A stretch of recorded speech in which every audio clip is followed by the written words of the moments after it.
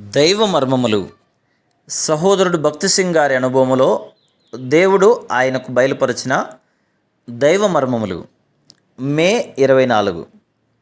యెహోవా కత్తి చేతను ఈట చేతను రక్షించువాడు కాదు, యుద్ధము యెహోవాదే. మొదటి సమూయేలు గ్రంథం 17వ అధ్యాయం 47వ వచనం. అరౌనా కళ్ళమును గుచ్చిన కథయే దావీదు యొక్క 4వ నష్టమును తెలుపుచున్నది. దేవుడు దావీదును ఒక కళ్ళము దగ్గరికి తెచ్చుట 2 మార్లు తటస్థించెను.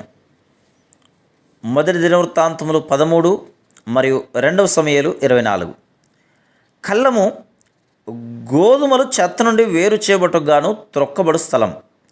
తర్వాత దానిని చెరిగినప్పుడు గాలికి పొట్టంతయు కొట్టుకొని పోవును, ధాన్యము మిగులును. 2వ సమూయేలు గ్రంథం 24వ అధ్యాయంలో దావీదు తన సేనాధిపతి యోవాబుతో, నీవు పోయి ఇశ్రాయేలు వారిని యూదా వారిని లెక్కించుము అని అనెను. అనగా వారిలో యుద్ధ వీరులను లెక్కించుమని అర్థం. తన బాహుబలముతో కానీ తన సైన్య బలముతో కానీ ఒక యుద్ధమైనను గెలిచి ఉండలేదని దావీదు బావుగా ఎరుగును. అయినను తన సైన్య బలమును ప్రదర్శించుకున్నట్టుకు గాను దావీదు కోరినవాడై తన రాజ్యములోని ప్రజలను లెక్కించుమని ఆజ్ఞాపించను. తాను గర్వించి ఈ విజయము కొరకై తన సైన్యంపై ఆధారపడాను. అయితే యోవాబు దావీదుతో, నా ఏలినవాడా, ఒక్క యుద్ధమైనను నీ అంతట నీవు గెలిచి ఉండలేదు.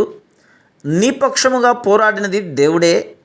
ఈ మనుషులను లెక్కింపవలనని నీవెందుకు కోరుచున్నావు?